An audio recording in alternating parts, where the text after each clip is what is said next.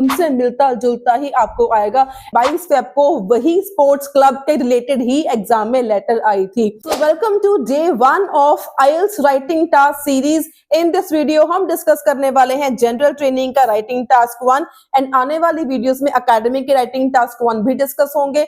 And basically ये वो preparation material है जिसका एग्जाम में आने के चांसेस काफी ज्यादा हैं। अगर आपने स्पीकिंग की प्रेडिक्शन वाली वीडियो नहीं देखी वो जरूर देखना, जिनका भी एग्जाम मार्च में है 8 मार्च के अराउंड, उनके लिए वो वीडियो बहुत जरूरी है। मैंने वहां पे विद सैंपल आंसर्स मैंने बताई हुई है prediction for speaking cue cards and part 1 as well. And along with that listening reading writing की 8 मार्च को जिन्होंने भी एग्जाम बुक किया हुआ है, बेशक आप कनाडा से वीडियो देख रहे हो या पाकिस्तान से या इंडिया से, मैंने उस वीडियो में 10 राइटिंग टास्क की लेटर्स एंड 10 ऐसे एंड 10 एकेडमिक के राइटिंग टास्क 1 की मैंने लिस्ट बना के वहां पे रखी हुई है। अगर आप उनको प्रिपेयर कर लेते हो तो आपका राइटिंग टास्क उन क्वेश्चंस के अराउंड ही रिवॉल्व करेगा, उनसे मिलता जुलता ही आपको आएगा। एंड जो भी मैं राइटिंग टास्क में वीडियोस में करवाती हूँ तो नॉर्मली इससे मिलता जुलता ही हमेशा एग्जाम में आता है।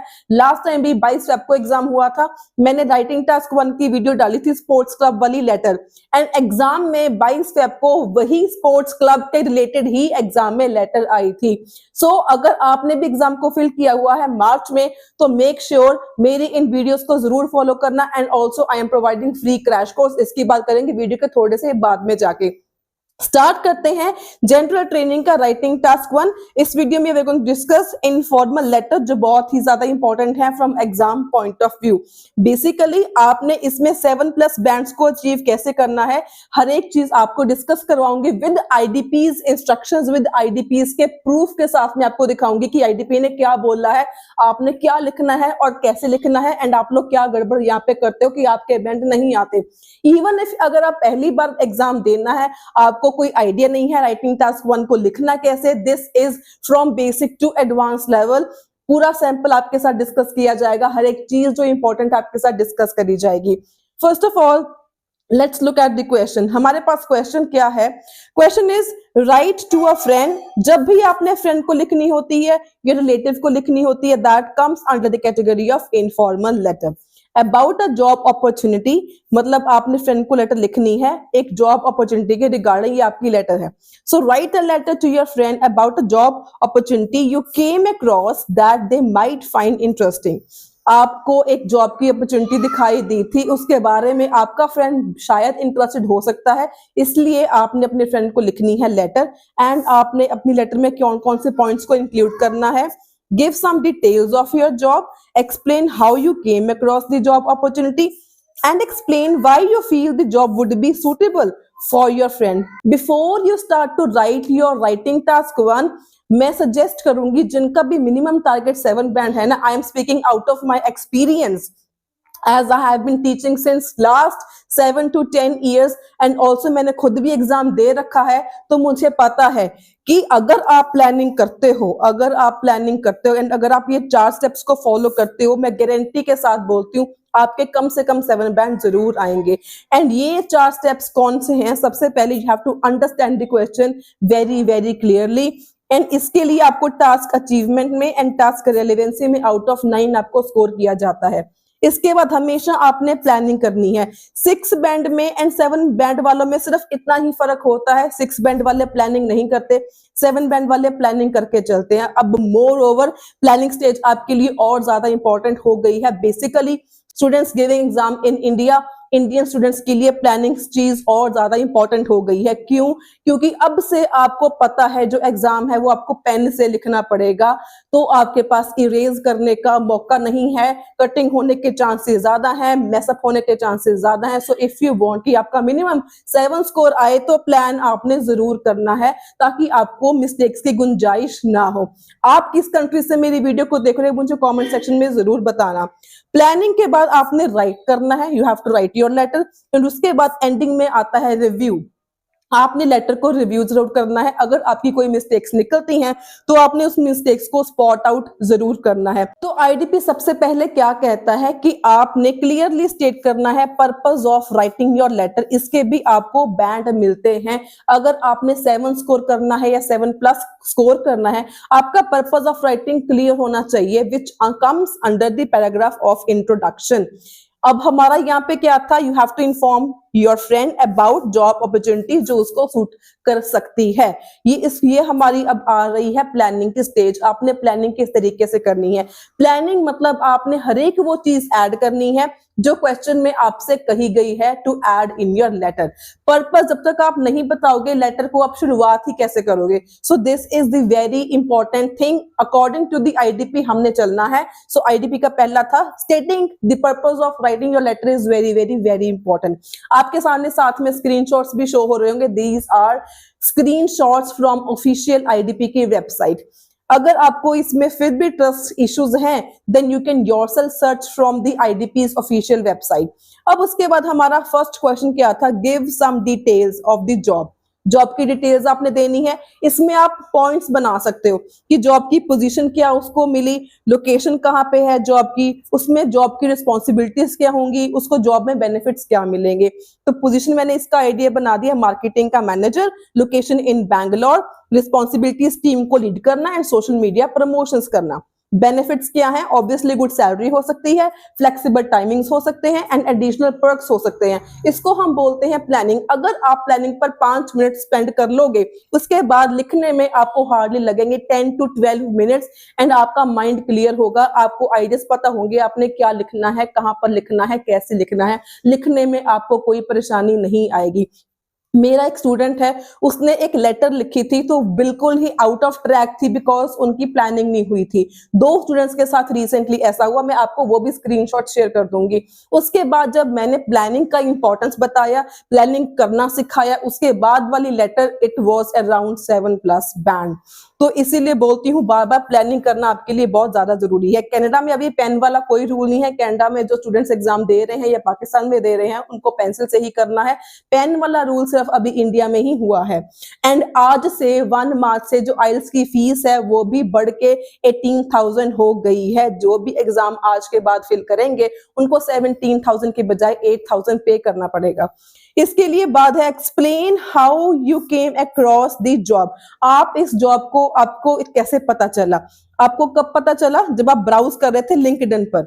बहुत ही कॉमन साइट है, यहाँ पर अक्सर जॉब की अपॉर्चुनिटीज आती रहती हैं, तो आइडियाज वो चुनो जो बहुत ही कॉमन है एंड सभी को उनके बारे में कुछ ना कुछ आइडिया है। एंड इसके बाद आप ऐड कर सकते हो कि ये पोस्ट जो हुआ था रिसेंटली पोस्ट किया गया था, अभी भी ओपन है, तो वो आपका जो फ्रेंड है कभी भी अभी अप्लाई कर सकता है। एंड जब भी आपने वो पोस्ट को देखा आपको वो याद आ गया कि आपका जो फ्रेंड है वो इंटरेस्टेड है इन स्विचिंग द जॉब, तो ये आपने एक स्टोरी की तरह बना दिया। लिंक्डइन पे देखा रिसेंटली पोस्ट हुआ था, अभी भी अप्लाई कर सकता है। एंड जब आपने देखा आपको फ्रेंड का इंटरेस्ट याद आ गया that he wants to switch his job. इसके बाद हमारे पास थर्ड क्वेश्चन था explain why you feel it's suitable. सबसे पहले इसमें अगेन मेरे पास 3 पॉइंट्स हैं। उसका स्ट्रॉन्ग बैकग्राउंड है, इसको बोलते हैं शॉर्टकट में प्लानिंग करना। मैंने कंप्लीटली नहीं लिखा, आपने भी कंप्लीटली नहीं लिखना, आपने शॉर्ट फॉर्म यूज करने हैं। Strong background, good leadership skills, creative marketing ideas. मेरे माइंड में 3 पॉइंट्स थे, मैंने तीनों पॉइंट्स नोट डाउन कर ली। अब मुझे प्लानिंग कर ली, मुझे पता है मैंने किस चीज पर मैंने क्या आइडिया लगाना है, मैंने क्या लाइन ऐड करनी है। एंड ये वीडियो इतनी ज्यादा इंपॉर्टेंट है जिन्हों का भी टारगेट 7+ है वर्क परमिट के लिए या इवन PR के लिए। I know many of students उनका टारगेट अराउंड 7+ बैंड है। तो इसके साथ साथ मैं आपको हर एक चीज वो बताने वाली हूँ जो इनफॉर्मल में ऐड करना बहुत जरूरी है। एंड इसके साथ एक और आपके साथ सरप्राइज मैं शेयर भी कर लूंगी विद इन दिस वीडियो। तो पहला हमने देखा कि आईडीपी ने बोला था पर्पस ऑफ राइटिंग लेटर लिखना जरूरी है। सेकंड मोस्ट इंपॉर्टेंट पॉइंट जो आईडीपी ने बोला है कि जो आपको तीनों क्वेश्चंस गिवन होते हैं, तीनों का आपने सेपरेटली आइडिया लिखना होता है, तीनों के सेपरेटली आपने पॉइंट्स एंड पैराग्राफ्स फ्रेम करने होते हैं। अगेन ये आपके सामने आईडीपी के स्क्रीनशॉट्स भी हैं। अब बात करते हैं सैंपल आंसर की। सो अब here is the sample answer. इस सैंपल आंसर में वो सारी चीजें हैं जो एग्जामिनर देखेगा for giving you 7 around 7 minimum 7 band and even this is a 9 band letter.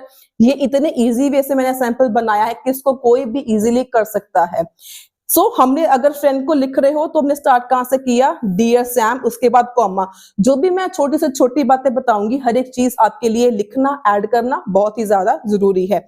अगर आप फ्रेंड को लिख रहे हो मतलब इनफॉर्मल है तो डियर के साथ आपने सिर्फ नेम लगाना है, देन आपने कॉमा लगाना है।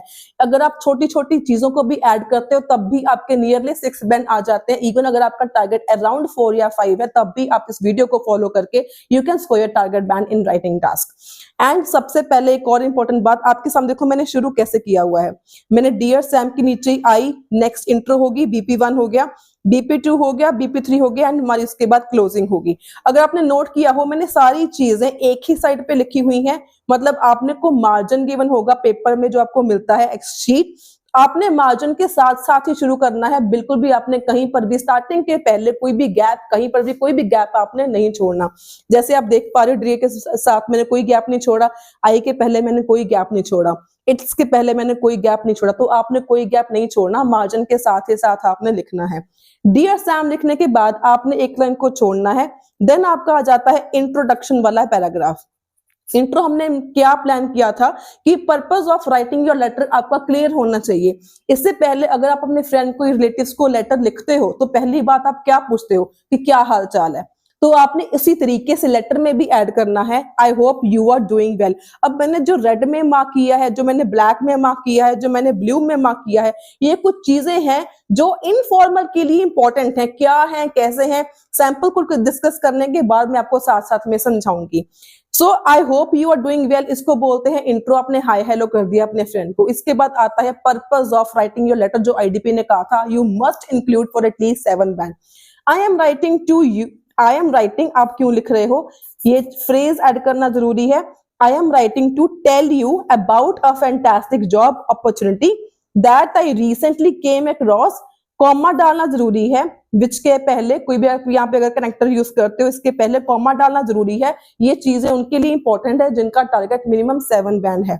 Which I think would be perfect for you, मतलब हमने यहाँ पे क्लियरली स्टेट कर दिया कि मैं आपको लेटर क्यों लिख रहा हूँ, क्योंकि मैं आपको बताना चाहता हूँ फैंटास्टिक जॉब के बारे में जो मैंने रिसेंटली देखी एंड मुझे लगता है कि वो आपके लिए परफेक्ट हो सकती है। हो सकती है का मतलब क्या हो गया, वुड बी, हो सकती है। टेंसेस का use accurately and with variations आपको करना आना चाहिए। सो this is the clear introduction जहां पे आपने पर्पस स्टेट कर दिया एंड इसमें कोई भी मिस्टेक, ग्रामेटिकल मिस्टेक नहीं होनी चाहिए। इसके बाद आपने again you have to leave one line. इसके बाद हमारा फर्स्ट क्वेश्चन क्या था, give some details of the job. जैसे कि हमने यहाँ पे पहले ही प्लानिंग करके रखी है कि हमने यहाँ पे क्या ऐड करना है, पोजीशन कौन सी है, मार्केटिंग मैनेजर की, लोकेशन कहाँ पे है, बैंगलोर में है, रिस्पॉन्सिबिलिटीज क्या है, टीम को लीड करना है, सोशल मीडिया प्रमोशंस करना, बेनिफिट्स क्या है, good salary, flexible hours and perks.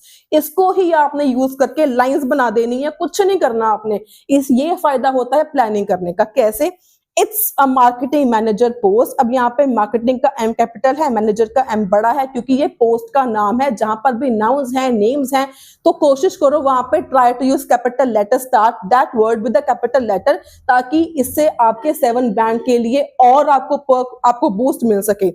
Eight a well known tech company in Bangalore, तो हमने यहाँ पे पोजीशन भी बता दी, लोकेशन भी बता दी इन 1 लाइन। इसको बोलते हैं लाइंस को परफेक्टली फ्रेम करना।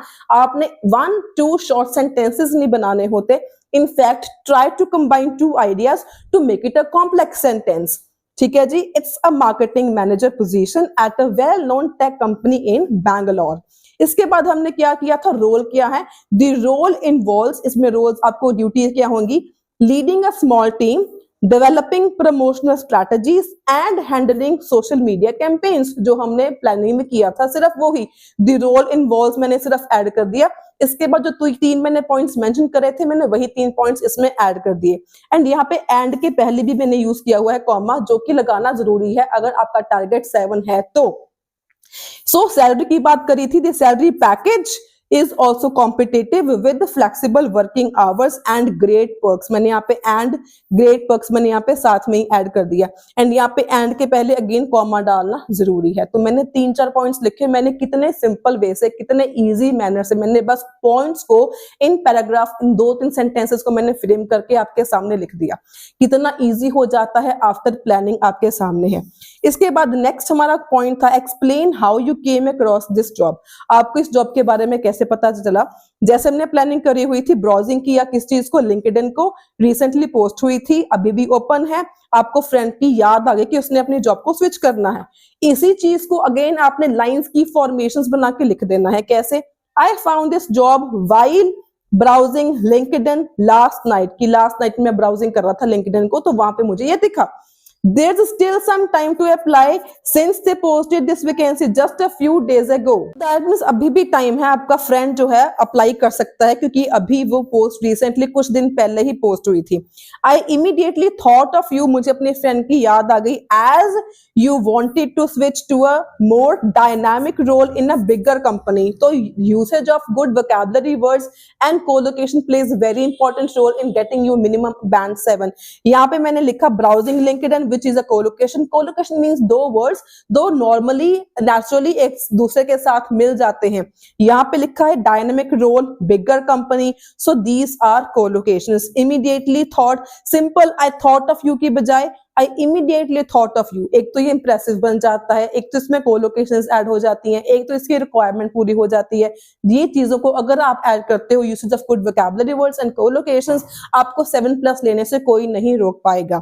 तो आप इस आइडिया लगा सकते हो सैंपल से कि अगर आपकी 7 की नीड है तो आपने किस तरीके से लेटर को लिखना है इनफॉर्मल। एंड अगर आप चैनल पर न्यू हो, do like, share and subscribe, क्योंकि आने वाले दिनों में I will be sharing one sample each of formal and semi formal as well. उनमें भी जो इंपॉर्टेंट चीजें आपको ध्यान रखनी है, वोकैबुलरी है, कोलोकेशंस है, आइडियाज है, फॉर्मेट है, सभी कुछ मैंने एक्सप्लेन करना है उन वीडियोस में भी, जो कि हमारा सीरीज का डे 1 है आज। आने वाले दिनों में मैं सीरीज को कंप्लीट करूंगी for your IELTS preparation, exclusively free crash course on YouTube. इसके बाद हमारा थर्ड क्वेश्चन था, explain why you feel it's suitable. हमने यहाँ पे अगेन 3 पॉइंट्स फ्रेम करके रखे थे, प्लानिंग करी हुई थी, क्योंकि उसका स्ट्रॉन्ग बैकग्राउंड है, गुड लीडरशिप स्किल्स हैं, उसके क्रिएटिव के मार्केटिंग आइडियाज हैं, इनको ही फ्रेम करके आपने बना दिया। Body paragraph 3, this would suit you perfectly because of your strong background which is again the collocation in digital marketing and leadership skills. उसकी अच्छी बैकग्राउंड है डिजिटल मार्केटिंग की फील्ड में, एंड लीडरशिप के स्किल्स उसके बढ़िया हैं। प्लस ये इतना बढ़िया एडिशनल वर्ब है ना, ये आपका लिंकिंग वर्ब, अगर आप इसको इनफॉर्मल में यूज करते हो आपको बहुत ये बढ़िया साउंड करता है। Plus you have always been great at coming up with innovative marketing ideas. तो पहले मैंने सिर्फ ये लिखा था इनोवेटिव आइडियाज, बाद में मैंने आइडिया लगाया कि यहाँ पे मार्केटिंग आइडियाज में लिख सकती हूँ। So this is why I am saying कि प्लानिंग इज इंपॉर्टेंट। अगर आप देखो तो मेरी 2-3 जगह पर फिर भी मेरी भी कटिंग हो गई, एज अ टीचर मेरी भी 2-3 जगह पर कटिंग हो गई। तो आप भी इस चीज का ध्यान रखना कि अगर आपने इंडिया में एग्जाम दे रहे हो तो पेन से देना पड़े, तो पहले प्लानिंग जरूर कर लेना before you start to write your letter. इसके बाद अगेन आपने एक लाइन छोड़ के then you have to add a closing statement, looking forward to your reply. Again एक लाइन आपने छोड़नी है, बेस्ट रिगार्ड्स के बाद कॉमा अमन, या तो आप लिखते हो योर्स फेथफुली, वो आपने लिखना कैसे है, ऐसे योर्स, पोस्टोफी एस डाल के आपने योर्स लिखना है, योर्स फेथफुली के बाद कॉमा आएगा, नीचे आपने अपना नेम लिखना है। ये बारीक बारीक चीजें लिखनी बहुत ज्यादा इंपॉर्टेंट है। अब आईडीपी ने तीसरी की क्या चीज बोली थी, जो फॉर्मेट आपको आईडीपी ने दिया है, starting with the sign in, intro, BP1, BP2, BP3, closing and sign off. आपका फॉर्मेट एंड स्ट्रक्चर आईडीपी के अकॉर्डिंग मैच होना चाहिए। ये आईडीपी बोल रहा है, ये मैं नहीं बोल रही हूँ। Fourth and next most important thing जो आईडीपी ने बोला, that is tone of your letter, which means अगर आप लिख रहे हो इनफॉर्मल, आपकी टोन होनी चाहिए इनफॉर्मल। अगर आप लिख रहे हो फॉर्मल, आपकी टोन होनी चाहिए फॉर्मल। अब सबसे इंपॉर्टेंट चीज क्वेश्चन अराइज ये होता है कि इनफॉर्मल टोन होती क्या है। आज हम डिस्कस कर रहे हैं informal. I will also discuss about the informal tone in IELTS general training writing task 1 होता क्या है। अगर आपने अब यहाँ पे देखा हो, मैंने कुछ वर्ड्स को रेड में मार्क करके रखा हुआ है। जैसे यहाँ पे मैंने लिखा यू आर, मैंने इसको ब्रेक करके लिख दिया, मैंने इसको कॉन्ट्रैक्ट करके लिख दिया ब्रेक करके। उसके बाद आई एम मैंने लिखा इस तरीके से, इट इज की बजाय मैंने इट्स लिख दिया कॉमा डाल के। उसके बाद देयर इज की बजाय देयर्स मैंने ऐसे लिख दिया। यू हैव को मैंने डिटेल में लिखने की बजाय शॉर्ट में मैंने यू हैव ऐसे लिख दिया, ठीक है। उसके बाद मैंने यहाँ पे लगाया साइन ऑफ एक्सक्लेमेशन, यहां भी लगाया मैंने साइन ऑफ एक्सक्लेमेशन। ये चीजें शो करती हैं आपकी इनफॉर्मल टोन, मतलब इनफॉर्मल में आपने ये चीजें यूज करनी होती हैं। अब जो मैंने ये किया शॉर्ट फॉर्म में, इसको हम बोलते हैं कॉन्ट्रैक्शंस। जो हम वर्ड्स को लिखते हैं कॉन्ट्रैक्ट करके शॉर्ट फॉर्म में, these are called contractions. And अगर आप इनफॉर्मल लिखते हो लेटर तो कॉन्ट्रैक्शंस जरूर ऐड करो, जितनी हो सकती हैं, जहां पर हो सकती हैं वहां पर ऐड करो। एंड इस सैंपल में मुझे जहां पर भी लगा मैंने हर एक जगह पर कॉन्ट्रैक्शन यूज करी है। तो बेसिकली 1 2 3 4 एंड 5, इन 5 प्लेसेस पर मैंने कॉन्ट्रैक्शंस को यूज करके रखा हुआ है to show more informal tone. ये हो गया। इसके बाद मैंने इंट्रो की स्टार्टिंग में एंड मैंने क्लोजिंग में ऐड करा sign off exclamation, again to show more impressive and informal tone and informal language. ये होगी दूसरी चीज कि जब भी आप लिखो इनफॉर्मल, एक तो स्टार्टिंग में जब आप हाई हेलो बोलते हो, एक जब आप लेटर को क्लोज करते हो, दोनों जगह पर पक्का यूज करो साइन ऑफ एक्सक्लेमेशन। अगर आपका टारगेट 7 है, अगर आपका टारगेट अराउंड 5 भी है ना, तब भी अगर आप ये छोटी छोटी चीजें ऐड करते हो ना, इससे भी अगर आपका टारगेट 5 है तो 5 से आपका 6 पहुंच जाएगा। मैं लिख के दे रही हूँ। इसके बाद एक और चीज होती है फ्रेजल वर्ब्स। फ्रेजल वर्ब्स क्या होते हैं, जैसे मैंने यहाँ पे लिखा केम अक्रॉस, मतलब मुझे मिला, आई फाइंड की बजाय आई केम अक्रॉस। इसके बाद मैंने एक और यहाँ पे यूज किया कमिंग अप, मतलब ये ऑलवेज आपके पास नए आइडियाज होते हैं, coming up with new innovative ideas, तो इसको बोलते हैं फ्रेजल वर्ब्स। अगर लेटर में अगर आप 2 फ्रेजल वर्ब्स यूज करते हो, it is more than enough. And इसको एक्सेसिवली ज्यादा भी आपने यूज नहीं करना कि बहुत ज्यादा यूज कर दो, just you have to sprinkle it over your letter. मैंने सिर्फ यहाँ पे 2 जगह पर यूज किया, एक तो स्टार्टिंग मैंने यूज कर दिया, एक मैंने यहाँ पे यूज कर दिया एंडिंग में। इसको बोलते हैं इनफॉर्मल टोन। ये हो गया। तो अगर आपके लिए मैं सरप्राइज की बात करूं, गिफ्ट की बात करूं, हमारे पास जो है बेसिकली लिस्ट ऑफ कॉन्ट्रैक्शंस हैं, लिस्ट ऑफ फ्रेजल वर्ब्स हैं, लिस्ट ऑफ टेम्पलेट्स हैं, लिस्ट ऑफ फ्रेजेस हैं, जिनको आप writing task 1 basically informal letter में आप कर सकते हो।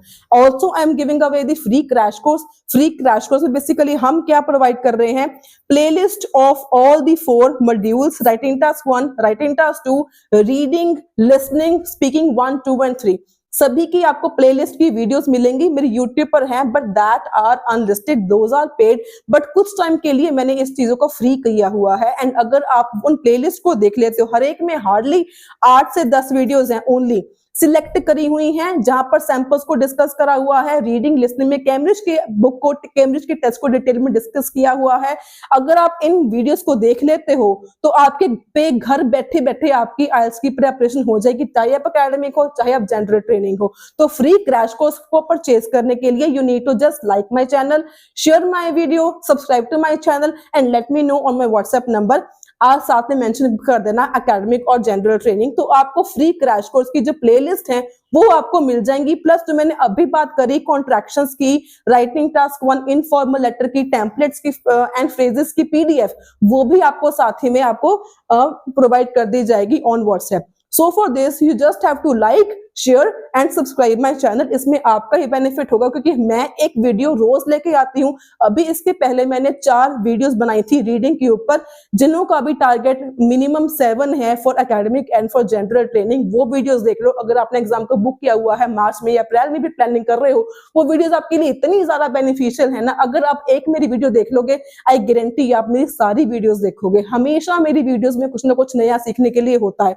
अपार्ट फ्रॉम दीज थिंग्स कुछ और मैंने चीजें यहाँ पे ब्लू कलर में मैंने मार्क करी हुई हैं। तो इसको क्या शो होती है, ग्रामर। अब यहाँ पे क्या था कि आपने रोल बताने हैं, डिटेल्स बतानी है अपनी जॉब की। तो जब आपने कोई चीज को बताना होता है फैक्ट्स के लिए, you have to use simple present tense. Tenses को वेरिएशन से यूज करना is also one of the most important thing if you want to score minimum 7। मैंने यूज किया involve, simple present tense, is मैंने use किया against simple present tense. इसके बाद मैंने उसके बाद था कि आपको इस जॉब के बारे में पता कैसे चला, तो पास्ट आ गया। यहाँ पर मैंने फाउंड, पोस्टेड, थॉट, ये मैंने पास्ट में लिख दिया। उसके बाद मैंने यहाँ पे लिखा यू हैव ऑलवेज बीन, मतलब प्रेजेंट परफेक्ट टेंस का मैंने यूज किया। तो आप देख सकते हो कि पूरे ऐसे पूरे लेटर में मैंने वेरिएशंस ऑफ ग्रामर यूज करी हुई है। वेरिएशंस ऑफ सेंटेंस स्ट्रक्चर्स मैंने यूज करे हुए हैं, एंड एक एक्स्ट्रा चीज जो है, मैंने कहीं पर भी ना जायज बिना बात के कोई भी मैंने फ्रेज नहीं यूज किया, जो सबसे ज्यादा मेन स्टूडेंट्स की प्रॉब्लम होती है। हर एक लाइन को शुरुआत करने से पहले आप लिख देते हो moreover, furthermore, in the same way, in addition and all that. तो अननेसेसरली फ्रेजेस को ऐड करोगे, आपके 5 से ज्यादा या 6 से ज्यादा आपके बैंड नहीं आएंगे। अगर आपका टारगेट 7 का है तो सैंपल आपके सामने है, इस तरीके से इनफॉर्मल लेटर लिखने की आपने कोशिश करनी है अगर आपका टारगेट क्या है 7+ बैंड। तो आई थिंक आपको इस वीडियो से काफी कुछ सीखने को मिला होगा, इंफॉर्मेटिव भी लगा होगा। सो अगर आपको अच्छा लगा, do give it a thumbs up, share it with your friends, and don't forget to subscribe my channel for more daily informative videos on IELTS. Until then, stay happy, stay healthy, and all the very, very best for your IELTS exam.